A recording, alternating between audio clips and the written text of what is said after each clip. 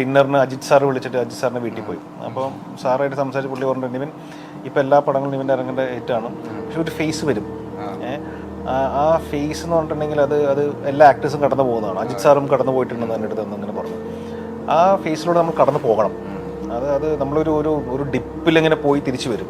ആ ഡിപ്പിലങ്ങ് മനസ്സിലാവും എന്താണ് നമ്മൾ, ആരാണ് കൂടെ ഉള്ളത്, ആരാണ് നമ്മളെ ഒരു ഒരു ഒരു ഫോൺ കോൾ അപ്പുറത്ത് ആരുണ്ടാവും, നമുക്ക് സംസാരിക്കുന്ന ആളുണ്ടാവും, ആര് സിനിമ തരും, ആര് നമുക്ക് വേണ്ടി എഴുതും, ആര് പ്രൊഡ്യൂസ് ചെയ്യും, ഇങ്ങനെ ഒരുപാട് കാര്യങ്ങളുണ്ട്. ചിലപ്പോൾ ഇതൊന്നും ഉണ്ടാവില്ല, പക്ഷേ നമുക്കതിനൊരു തിരിച്ചു കയറുമ്പോൾ നമുക്ക് മനസ്സിലാവും ഓക്കെ ബാക്കിയുള്ള മുഖങ്ങൾ എന്താണ്, നമ്മുടെ റിയൽ കൂടെ ഉള്ളവർ ആരൊക്കെയാണെന്നുള്ളത് മനസ്സിലാവും.